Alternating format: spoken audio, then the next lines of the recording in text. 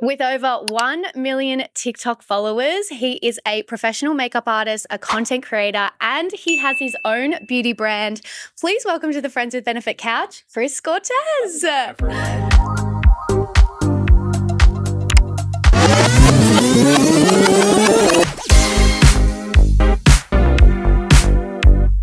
I can't wait to get into everything that you know about beauty and really dissect your beauty brain. I've been looking forward to this for a minute. So thank you so much for coming on. So I need to know, Criss, how did you get into the whole beauty world? Ooh, okay, so I was a scene kid, which is something in itself. And with all of that, with the music I was listening to, I was, growing up on heavy metal and everything like that, Nine Inch Nails, Marilyn Manson, and then stumbling across YouTube, and I discovered Jeffree Star when I was 11 years old. Oh, we all remember Jeffree Star. Oh my gosh. Very early 2000s Jeffree Star. And I was like, oh my God, what's going on? And then diverting into that world there. And that's where the play of starting to learn makeup with old YouTube with Petrolude. I don't know if anyone remembers that. I feel like that was the time, 2016 YouTube era. Absolutely. It was like, my favorite YouTubers were like Bethany Moda, Yes. The DIY girlies. Those are my favorite. Zoella, oh my gosh, and Jeffree Star, and even the Kylie Cosmetics era. So it was very camp, very loud and proud. So I love that was the era that you got into it. It was all started from then, and then my love of horror movies made me realize that a lot of what we see on screen is actually practical effects. Especially back in the 2000s, it was all practical effects. And I was like, oh my God, I could turn this into a job. And that's where the love of beauty and makeup and all things fun started. Amazing. So you started with traditional makeup and then you went into special effects. Yeah. So I started, I wouldn't really call it traditional makeup. I was learning basically drag makeup at the time. Iconic. But yeah, I went from that and then straight into special effects. And that's what I have been mainly hired to do for the past 10 years. What kind of special effects? What are we talking? Like bloody cuts? So my specialty is casualty simulation. So interesting. What is that? Explain. For a lack of better words, it's making people look very heavily injured or dead. Mm-hmm. So that started because you loved horror movies and YouTube. Yeah. YouTube, horror movies, and then that world opened up for me. I learned that it was a job. I studied for 2 years, and now I'm the friend that when someone hurts themselves, I'm like, hey, can I take a picture for references? That's a really good scab. I'd like that as a reference point. Yeah, anytime someone gets a bruise, I was like, oh my God, are you okay? Can you send me photos? Oh my God.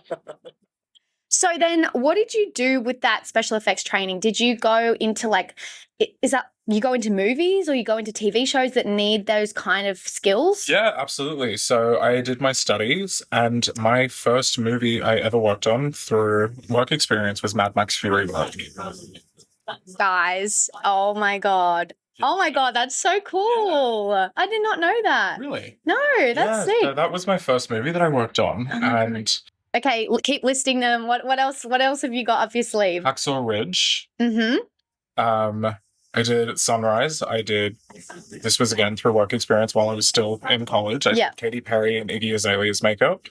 Oh my gosh, this guy's 6 degrees of separation. I know Katy Perry now. Because and then I've been doing, I did Fashion Week 2015 through 2018.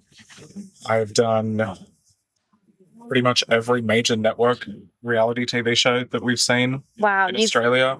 You're like a cat. You've lived so many lives, and this is very interesting. So then obviously after special effects and all that, you then started on TikTok. Yes. What was that kind of like for you? So I have been on social media forever. Mm-hmm. A very, very long time. And it was always just good fun, just showing looks. I remember I started Instagram with 365 days of makeup when that was a thing.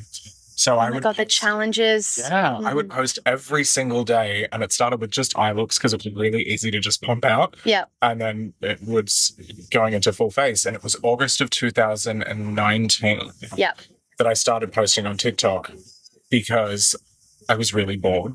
and I didn't have any work lined up for that stage, but I was just about to go into a project. So I was like, let me just have a look what's going on. Obviously, lockdown happened. Yes. 20. And no one had anything else to do, so why not? So I was like, I haven't seen too much short form education. Let me try that out. Mm-hmm. And that's where that started. And here we are. And here we are. You have gone very viral for some crazy makeup hacks, tips, special effects makeup, colored contact lenses. What is your absolute favorite makeup look to create? I am a villain at heart. I really enjoy making myself look very villainous. Mm-hmm. It's always just been something that is really fun to me. I like changing the way I look when I'm wearing makeup because I actually don't like wearing makeup. I can't stand the feeling of it. Interesting. Why? I don't know. I used to wear it all the time. I used to have no eyebrows. I used to wear makeup every day, but full on. And now it has just been something that I don't know. It's really ironic. There you go. It's a full-time job. And I'm like, would rather not if I didn't have to. But when I do, I really like pulling back everything. I like making my face as angular as possible and really just very Disney villain. Well, because I feel like for so many makeup artists, it's an art form. Absolutely. And so you are painting someone else's face or you're painting your own face. It's not necessarily for natural, beauty. It's for this it's a creative outlet. Absolutely. And so I can absolutely see where that comes from. And you guys have to check out Criss's page if you haven't already. There's all of those villainous looks that he's talking about and so many cool hacks and lots of cool videos. So definitely check it out. Now, speaking of videos, in 2020, you came on TikTok and said that you hated our professional OG. If you're a fan of Benefits Professional, this one's for you. So, if you know me, you know I hate that product. I did. Then when we released Poor Light, you actually said that it changed the game. Yes. Our new Pore Matte Primer, so this one right here, our new Pore Matte Primer has all of the same skin-loving ingredients as Poor Light. Do you like this, yes or no? I did. Iconic. I was hoping so. I was hoping so. It's got all of those, I think that skincare in your makeup has had a very big surgence in the last few years, and this definitely hits all those boxes. It's got your niacinamide, it's got your rosehip extract and vitamin B3, which is all about adding hydration back into the skin. So is that why you love Pore Light and our Professional Matte Primer more than Pore OG?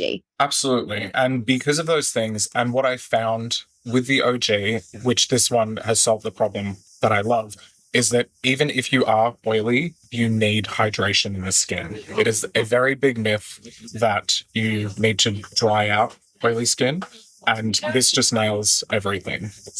Okay, I want to do a little new segment for you guys, and this is called Makeup Dilemmas. So we have had lots of new comments on all of our videos with really specific questions from you guys, and I kind of thought, you're the pro makeup artist. Why don't we get Criss to answer some of your questions? Sure. So this is a little makeup dilemma from Kat. I am so clumsy and always smudge my mascara. I tend to panic and make it worse by buffing it off. That's happened to everyone. Oh my gosh, it's happened to everyone constantly. Criss, do you have any tips for removing the black smudge around my eye without it actually ruining my makeup?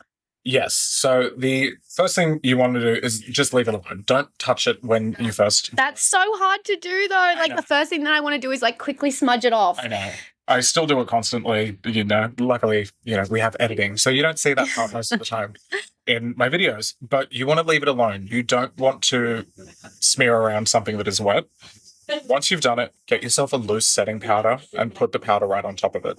It is going to dry it out even more so than just leaving it alone completely. While that powder's sitting on there, leave it alone, do the rest of your face. Come back with either a clean spoolie, or if you have any of the disposable lip gloss applicators, because it's even softer. So if it is around the eye area where it is really sensitive, you don't want to go scratching the skin there because it is so delicate. Really gently just roll it and it'll flake off. The makeup underneath isn't going to be disturbed at all, and you won't have that lovely mascara smudge anymore. Oh my God. So is that because the powder dries up the smudge. Even more so. Yeah. Because I have heard that hack to just leave it for quite a while, like go and do your hair or something and then come back. But I guess the powder, obviously in the loose powder, is going to dry up that makeup smudge and dehydrate it and then make it quicker. Absolutely. And then it's just the thing with mascara as well. You know, when you have a really old mascara that you go to use and it just flakes off because there's no moisture, it's the same principle just happening on a much, much quicker scale. Interesting. That's such a good hack. Yeah. Well, thank you, Criss. Now, speaking of mascara, I know that you love Bad Girl Bang. What are 3 other benefit products that you cannot live without? Easy. Precisely My Brow, the best brow pencil on the market. The 24-hour brow setter. Mm-hmm. Because Yep. And I mean, I have to go where it started at all with Benny Chan. Yes. Oh, she's so good. And now, have you tried our 2 new shades of Benny Tid? Because this is my favorite launch of the year. You have. What are your thoughts? What's your favorite, raspberry or dark cherry? Dark cherry. Dark cherry. You love that more than our OG? More than the original. Oh my God, that feels criminal.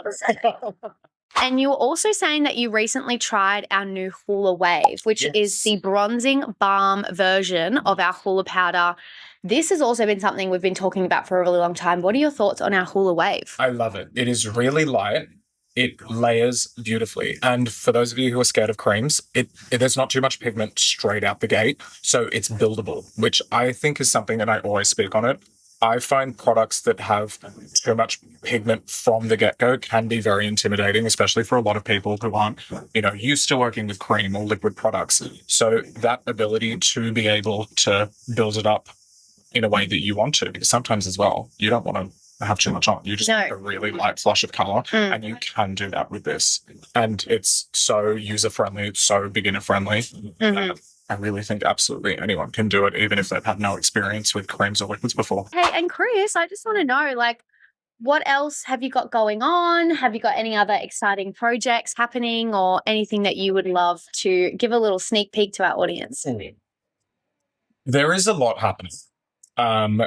Some I can't speak about. It's just the nature of it's just the nature of these what you do. So fair. But I do have a lot more content coming that is similar to what you know and love, but very, very different. And I think a lot more people are going to find it much more helpful than what I already have going on right now. So mysterious. It's like decoding a new language. I don't know what any of that means, but I love it. Thank you so much for joining us on the Pink Couch. This was so much fun, Criss, and I'm sure that everyone definitely go check out all of Criss's hacks and tips. He has some crazy makeup looks. So don't feel intimidated by that, but definitely dive in headfirst to your account. Some really wearable, easy things to do as well. Absolutely. Absolutely. Well, guys, thank you so much for watching this episode. Don't forget to like this video, comment who you would like as our next Friends with Benefit guest, and I will see you next week. See ya. Bye, guys.